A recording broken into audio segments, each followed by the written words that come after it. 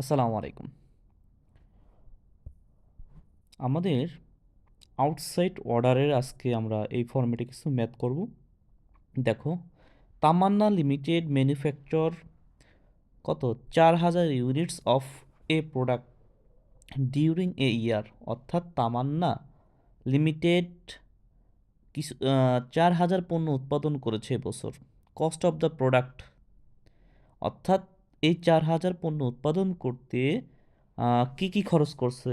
Direct materials 86,000 এবং direct labour 50,000, overheads 45,000। 60% of productive overheads আর fixed, অর্থাৎ এখানে যে ওভারহেড 45,000 আছে তার মধ্যে 60,000 ছিল ফিক্সড এবং 40,000 হলো কি variable. Administrative and selling expense আর কত 26,000। অ্যাডমিনিস্ট্রেটিভ অ্যান্ড সেলিং এক্সপেন্স আর 26,000 এবং 20,000 রেসপেক্টিভলি, অর্থাৎ পর্যায়ক্রমে। অ্যাডমিনিস্ট্রেটিভ হলো 26,000 এবং সেলিংস এক্সপেন্স হলো 20,000 টাকা। অ্যাডমিনিস্ট্রেটিভ এক্সপেন্স আর ইন্টারলি ফিক্সড, হ্যাঁ, অর্থাৎ আমাদের যে 26,000 টাকা অ্যাডমিনিস্ট্রেটিভ দেওয়া আছে, অ্যাডমিনিস্ট্রেটিভ যে 26,000 দেওয়া আছে টোটাল এটা ফিক্সড। বাট কিন্তু 30% of selling expense are variable, অর্থাৎ এখানে যে 30% সেলিংস আছে সেটা কি ভেরিয়েবল। আমি কি বুঝাইতে পারছি? আচ্ছা, এখন আমাদের এই 4000 পণ্যের কাহিনী শেষ, নতুন কাহিনী শুরু। আচ্ছা, a foreign customer has given a proposal to the company to buy 1000 units. একজন বিদেশি কাস্টমার একটা প্রপোজাল পাঠিয়েছে টু দ্য কোম্পানিকে টু বাই কেনার জন্য 1000 ইউনিট। মানে একজন বিদেশি ব্যক্তি ক্রেতা চাচ্ছে, মানে বলছে আমার 1000, আমি 1000 কিনতে চাই, 1000 ইউনিটস পণ্য কিনতে চাই। দিস কোম্পানি সেলস, এই কোম্পানি বিক্রি করবে 63 টাকায়। বাট কিন্তু ফরেন বায়ার, মানে যে বিদেশি ক্রেতা আছে সে অফার করলো 50 টাকায়। আমি বিক্রি করি এই বাংলাদেশে বৈশা 63 টাকায়, সে চাচ্ছে 50 টাকায় as the price of the product, অর্থাৎ প্রোডাক্টের মূল্য। No additional cost would be include, অর্থাৎ কোনো ধরনের অতিরিক্ত চার্জ কি এখানে যুক্ত হবে না for the increased sale expect. হ্যাঁ, দেখো, ইনক্রিজড সেল এক্সপেক্ট এত 2000 অ্যাজ ডেলিভারি চার্জ। এখানে কি বুঝাইছে জানো? কোনো ধরনের নো এডিশনাল কস্ট, কোনো ধরনের অতিরিক্ত খরচ উড বি ইনক্লুড অন্তর্ভুক্ত ফর দ্য ইনক্রিজড বৃদ্ধি পাবে সেল এক্সপেক্ট 2000, অর্থাৎ এখানে কোনো ধরনের মানে এই যে একটা আহ, বাড়তি যে সেলটা হবে, অর্থাৎ যে বাড়তি যে পণ্যটা উৎপাদন হবে, হ্যাঁ, সেই ক্ষেত্রে কোনো ধরনের অতিরিক্ত খরচ অ্যাড হবে না। জাস্ট তারা আশা করে 2000 টাকা ডেলিভারি চার্জ। আমার এখন কি should the offer of the foreign customer be expected, আমাদের কি এই অফার গ্রহণ করা উচিত? আচ্ছা, আমরা একটু দেখি উপরে কিছু ঝামেলা যা ছিল তো আমরা আজকে শেষ করি। ওয়ার্কিং করো আগে। Direct materials cost per unit 86,000 materials ব্যবহার করে 4000 পণ্য উৎপাদন করেছিলাম, তাহলে আমাদের একক প্রতি মূল্য কত হবে?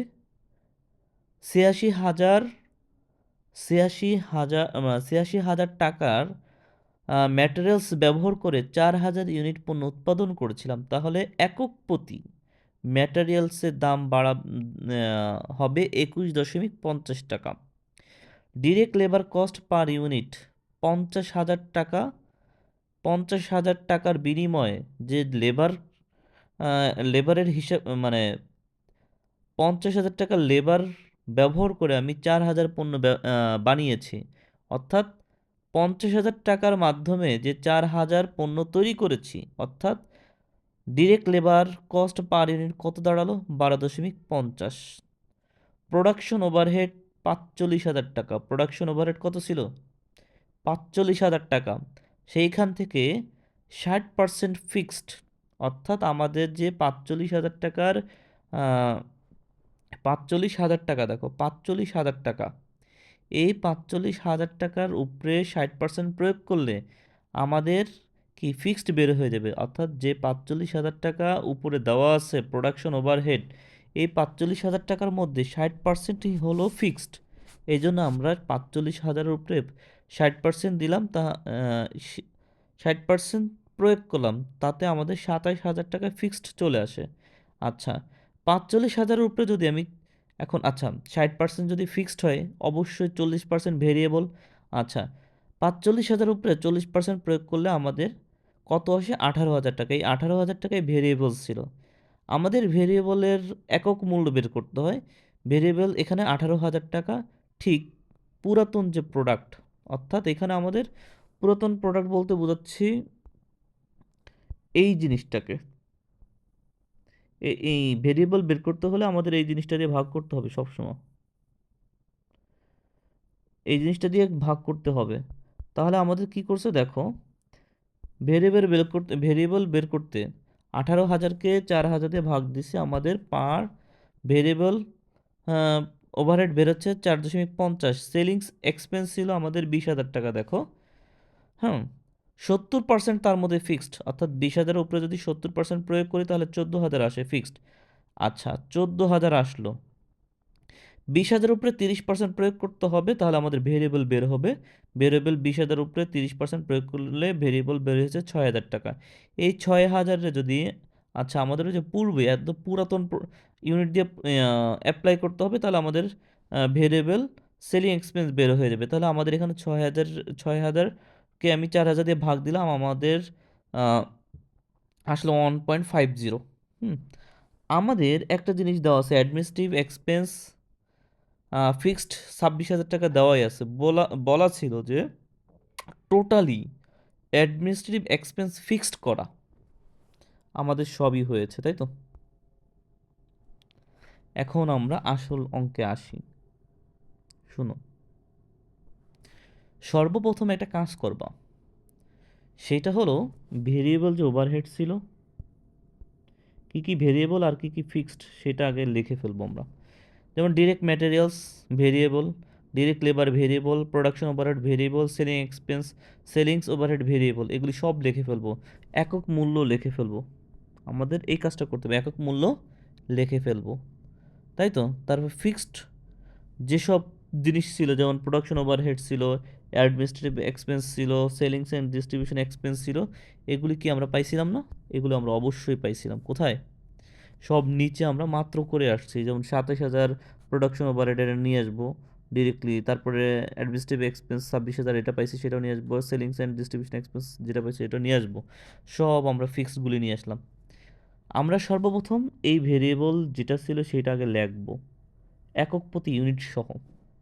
আচ্ছা, আমাদের সর্বপ্রথম কি, অফার পাওয়ার আগে যে পণ্য উৎপাদন করছিলাম সেই পণ্য 4,০০০ আমরা এখানে নিয়ে আসলাম। এখন ওই 4,০০০-এর সাথে 21.50 গুণ করে বসায় দিব, 86,০০০ বসছে। আবার ওই 4,০০০-এর সাথে 12.50 গুণ দিয়ে 50,০০০ বসাবো। আবার 4,০০০-কে গুণ দিয়ে, 4,০০০-এর সাথে 4.50 গুণ দিয়ে 18,০০০ হলো, এবং 4,০০০-এর সাথে 1.50 গুণ দিয়ে 6,০০০ চলে আসলো। আমাদের সকল এই যা যা মাত্র গুণ করে বসাইলাম সবগুলি যোগ করে টোটাল ভেরিয়েবল ওভারহেড চলে আসে 1,60,000 টাকা। আর আমাদের ফিক্সড ওভারহেড 27,০০০, 26,০০০, 14,০০০ যোগ করে 67,০০০ চলে আসলো, তাই তো। টোটাল কস্ট 1,60,000, আর 67,০০০ যোগ করলে টোটাল কস্ট দাঁড়ালো 2,27,000। হ্যাঁ, এখন আমরা তারপরে কি ডিরেক্টলি সেলসে আসবো, টোটাল কস্ট বের করার পরে ডিরেক্টলি সেলসে আসবো। আচ্ছা, আমাদের এখানে বলা ছিল যে যখন আমরা 4,০০০ পণ্য বিক্রি করব, যখন আমরা 4,০০০ পণ্য উৎপাদন করতাম আগে অফার পাওয়ার আগ পর্যন্ত, যখন অফার পাই নাই তখন আমরা 4,০০০ পণ্য বিক্রি করছি কত টাকা দেয়? 63 টাকা করে।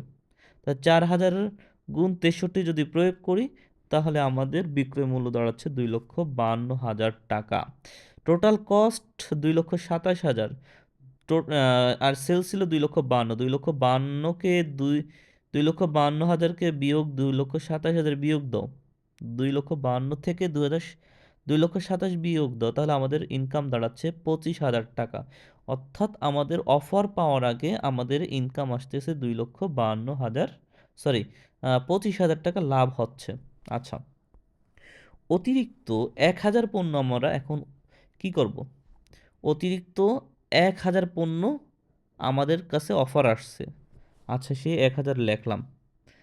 আর এই 1,000-এর সাথে আমাদের এই যে ডিরেক্ট মেটেরিয়ালস একক পার ইউনিট ছিল 21.50, ওই 1,000-এর সাথে আমরা 21.50 গুণ দিয়ে নিয়ে আসবো 21,500। তারপর আবার 12.50-কে 1,000-এর সাথে গুণ দিব, তাতে আমাদের আসে 12,500। আবার 4.50-কে 1,000 দিয়ে গুণ দিব, তাতে আমাদের 4,500 আসে। আর 1.50-কে যদি 1,000 দিয়ে গুণ দিই তাহলে আমাদের 1,500 আসে। বোঝাইতে পারছি? আমরা টোটাল ভেরিয়েবল ওভারহেড যোগ করে ফেলবো। 21,500, 12,500, 4,500, 1,500 যোগ করলে 40,000 চলে আসতেছে। আমাদের এই অঙ্কে বলছিল, আচ্ছা, কোন সময় এরকম অঙ্ক যদি আসে, ধর তুমি এখানে বলছে 4,000 পণ্য উৎপাদন করতেছো, সাথে আবার কেউ অফার দিল আমার যে 1,000 পণ্য উৎপাদন করে দাও, তখন তোমার ফিক্সড কস্ট কিচ্ছুই আসবে না। যদি বলে ভাড়ার কথা, ভাড়া পাওয়ার কথা, অথবা এরকম আশা করে যে আমি এত টাকা একটা ক্যারিং খরচ পাইতে পারি আপনার কাছ থেকে, হ্যাঁ, এই সব যদি বলে তাহলে ওইগুলি আসে। যেমন এখানে বলছে যে আহ, আমাদের প্রথমেই বলছিল এই যে নো এডিশনাল, অন্য অন্য কোনো এমনি খরচ যোগ হবে না, জাস্ট 2,000 টাকার ডেলিভারি চার্জ সে চাচ্ছে। অর্থাৎ আমি আমি যে আপনার থেকে 1,000 পণ্য নিব, আমার 2,000 টাকা কি ডেলিভারি চার্জ করতে হবে, প্রোভাইড করতে হবে, এরকম কথাটা বলা আর কি। আচ্ছা, তাহলে আমাদের কোনো ফিক্সড কস্ট, দেখো আমরা এখানে কোথাও ফিক্সড কস্ট ব্যবহার করি, এখানেও করি না, এখানেও করি না, 0 0 দিয়ে রাখছি। আচ্ছা, একটা কথা বলি, এইটা তো অঙ্ক করতেছি, একটা কথা হলো কি, ধরো আমার বাসায় আমরা 5 জন লোক থাকি একটা ফ্ল্যাটে, সেটা ভাড়া 10,000 টাকা। এই 5,000, সরি, 5 জন মানুষ একটা ফ্ল্যাটে থাকি, সেই ফ্ল্যাটের ভাড়া 10,000 টাকা। ধরো এখন কেউ অসহায় হয়ে পড়েছে, আমার গ্রামের বাড়ির আত্মীয়, তারা আমি এনে আমার ফ্ল্যাটে রাখলাম। আচ্ছা, তাকে যদি আমার ফ্ল্যাটে এনে রাখি, আচ্ছা, আমার ঘর ভাড়া কি বেড়ে যাবে? হ্যাঁ, বাড়বে না। ঘর ভাড়া যা আছে তাই থাকবে, জাস্ট একটা মানুষ সে প্রয়োজনীয় খরচ, অর্থাৎ খাবার খরচ, জামা কাপড় খরচ, এই খরচটাই লাগবে শুধু, এতটুকুই। আর ওই ফিক্সড একটা ঘর ভাড়ার খরচ এটা লাগে না। ঠিক এইটার ক্ষেত্রেও ধরো এইটা আমার নিজেদের বাড়ি, মানে নিজেদের ফ্যামিলি, ধরো নিজেদের ফ্যামিলির খাবার খরচ এটা, আর এটা বাসায় থাকার খরচ। এখন নতুন একটা ব্যক্তি আসবে, ধরো এই ব্যক্তিটা আসছে, ধরো এই ব্যক্তিটা আসছে, শুধু তার খাবার খরচটা অ্যাড হবে। এই ঘর আমার সাথেই তো আছে, এই ঘরেই তো আছে, তাহলে তার তো আর ঘর ভাড়া লাগছে না। আমি যে ঘরে আছি সেই ঘরে থাকলেই তো হচ্ছে, জাস্ট খাবার খরচটা নতুন অ্যাড করা লাগতেছে, এতটুকুই তো, নাকি? না অন্য কিছু? কোনটা? অন্য কোনো কিছুই না। আচ্ছা, তাহলে এই হলো হিসাবটা। আমি আমার ফ্যামিলি নিয়ে আসি, তার খাবার খরচ হচ্ছে, এই টাকাগুলি খাবার খরচ হচ্ছে, ঘর ভাড়া তার পার্মানেন্টলি দিতে হচ্ছে। এখন নতুন একটা ব্যক্তি আসলো, তার জাস্ট একটা খাবার খরচটা নতুন করে অ্যাড হবে, ঘর ভাড়া নতুন করে অ্যাড হবে না। এই জন্য আমরা নতুন কোনো পণ্য উৎপাদনের ক্ষেত্রে আমাদের ফিক্সডের কোনো কাজই যোগ হবে না। যদি দু একটা চায় তখন আমাদের ব্যবহার করতে হয়, যেমন এখানে 2,000 টাকা চাওয়া আছে, তাই না? সে 2,000 টাকা এই যে। আচ্ছা, এখন দেখো এই 40,000 ভেরিয়েবল ছিল, ফিক্সড ছিল 2,000 টাকা মোট। আচ্ছা, এই ভেরিয়েবল আর এই ফিক্সড কস্ট যোগ করে টোটাল কস্ট হলো 42,000 টাকা, তাই তো? কত টাকা? 42,000 টাকা। এখন এই লোকটা বলছিল আমি 1,000 পণ্য ঠিকই নিব, কিন্তু আমি 50 করে দিব। হ্যাঁ, তাহলে কত দাঁড়ালো?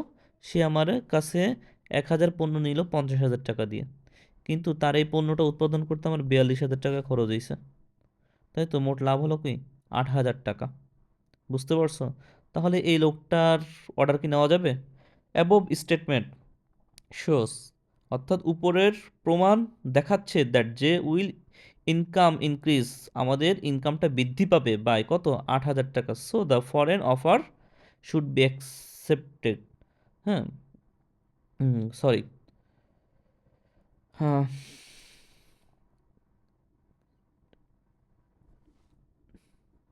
আশা করি বুঝতে পারবা।